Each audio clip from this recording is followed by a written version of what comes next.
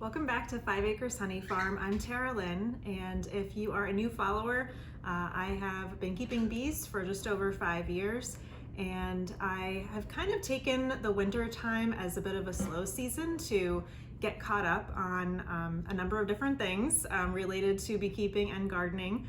And I shared a recent video of how I organize my bee supplies in the winter as I get ready for the next season. And this is also a time where I'm ordering honey jars and just getting things in place when during the busy season when you don't really have time for that. And one of the things that I never really made a lot of time for is first aid education. And just as an example, this is 2023, and it is the year of the trail. The North Carolina General Assembly declared this year the year of the trail, and it's the largest celebration of outdoor recreation in our state's history. So I am trying to average. My friend suggested that I kind of focus on that as a goal. I'm trying to average visiting a trail every week this year. And part of that, I was really interested in learning about, like, how would I treat a snake bite if we're miles away from, modern medical care? And how would I treat, which we've encountered a lot last year in Western North Carolina, were hornet nests. Like, how would we treat a hornet sting? And then it made me realize that I haven't done a video specifically about first aid and beekeeping. So I wanted to touch on a few different things, and then the latter half of this video, if you're curious, I'll also show you what I bring out to the hive with me every time I do a hive inspection. And one thing that I learned recently is that there is a forecast of a big surge in beekeeping. I had read some different surveys online, and that's an area that industries are expected to see growth over the next few years. So if you are a new beekeeper, this is usually the time early in the year when you're preparing your equipment for the first time. Maybe you've ordered a package or a nuke, or you've made arrangements with a local beekeeper to acquire one of their colonies. So you should also really be educating yourself on some basic first aid.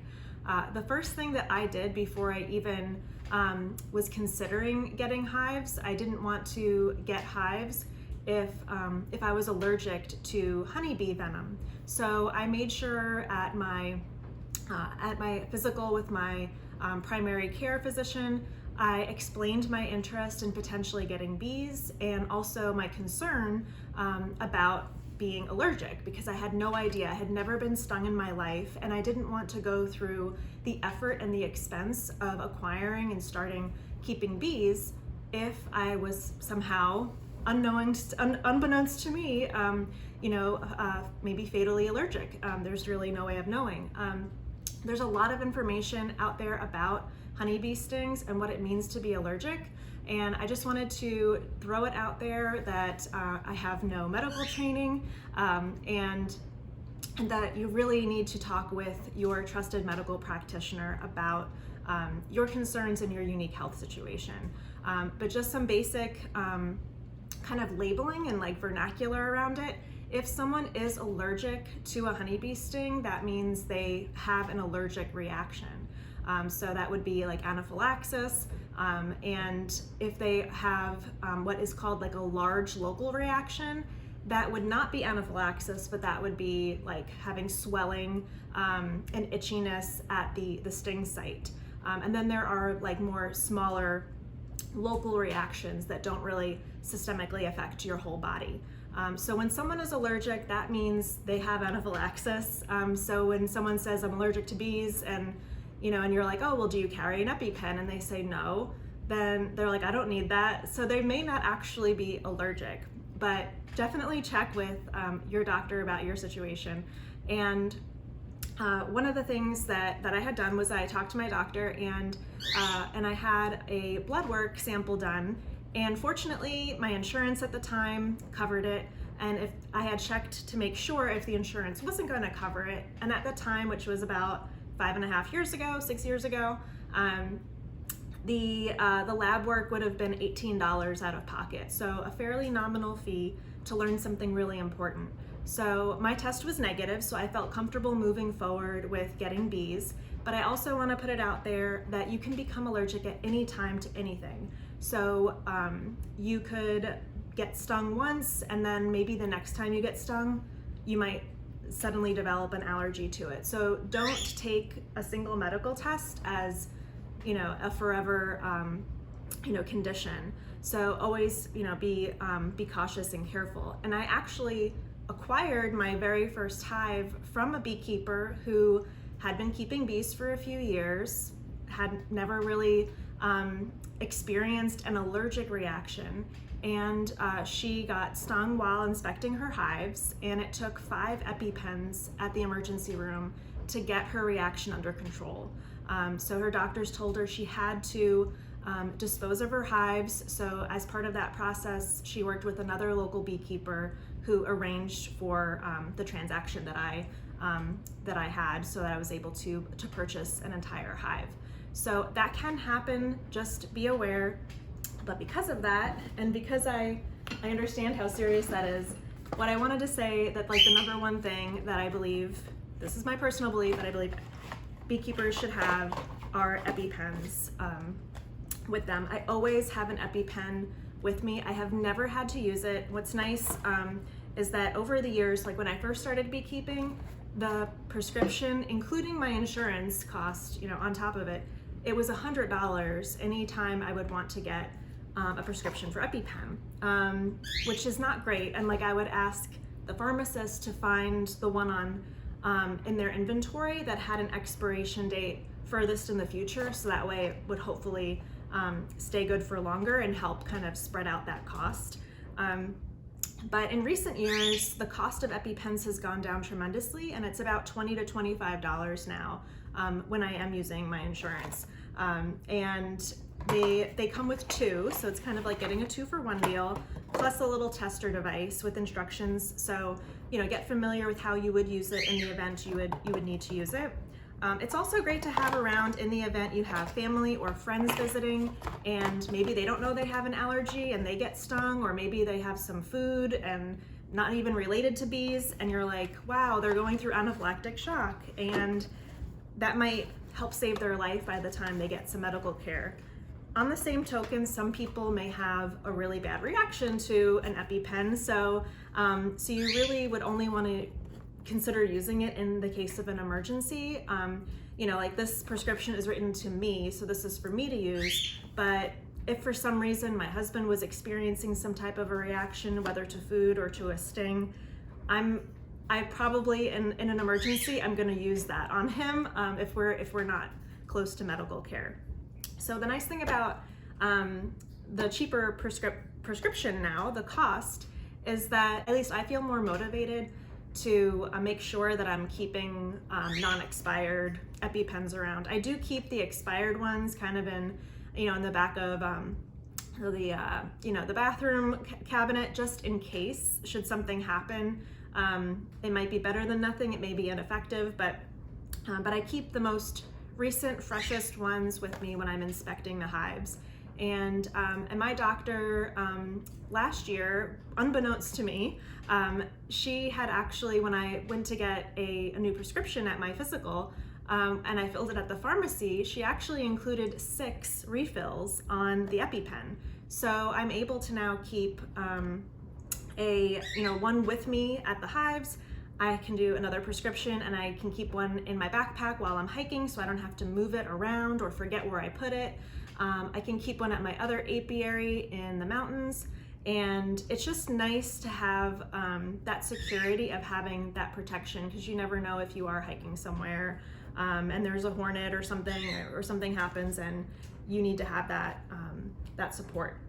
So I do keep the EpiPen with me.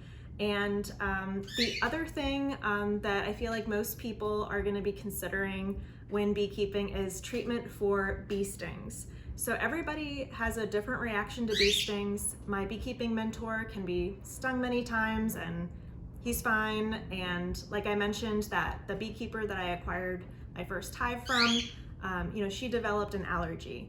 So I have been stung probably 3 or 4 times, and I learned the second time that I was stung, that I'm very sensitive to where I'm stung and how I will react. So like I got stung on my thigh the first time, nothing really happened there. But the second time I got stung was right on my pinky, and it was when I was pulling a frame out of the hive, and I didn't think much of it. I mean, it hurt in the moment. The rest of the day I was fine, but in the subsequent days following that, my entire arm swelled up. I couldn't move my hands anymore. I didn't even recognize my hand. My skin was super tight. I apologize for the cockatiel noise. She's just jealous. She's not getting attention right now. And I had to go to the ER.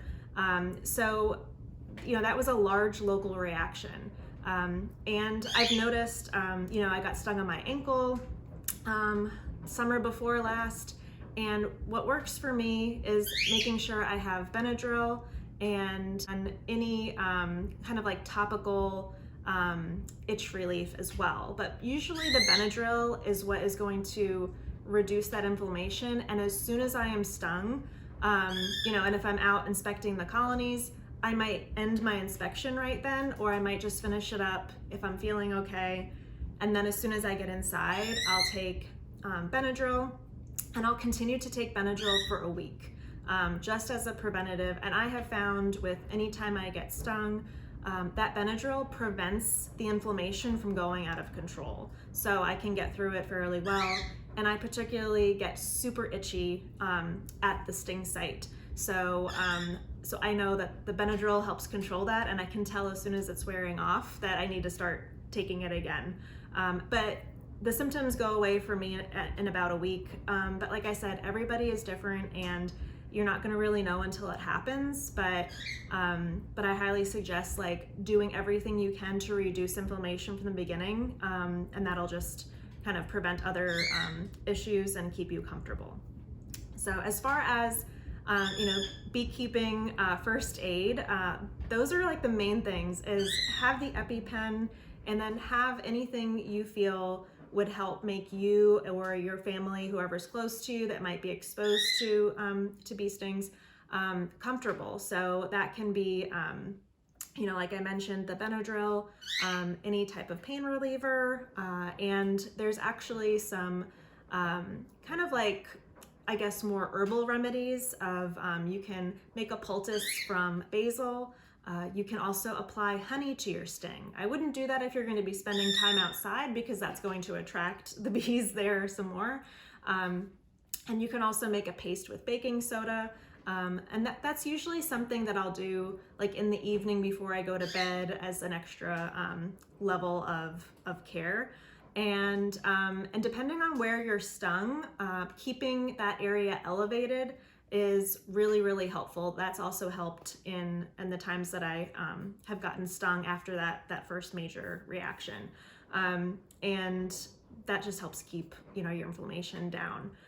But again, have conversations with your medical provider and ask questions and find out, and find out if there's, other lab tests that you might want to have done, that they would recommend beyond seeing if you are allergic to honeybee venom. And that is what you would be asking for from the lab result, the lab to run.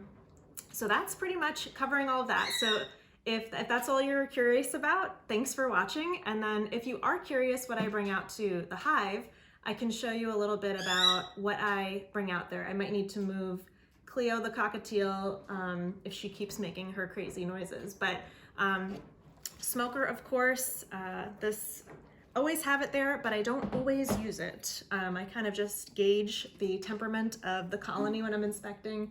I always wear a veil.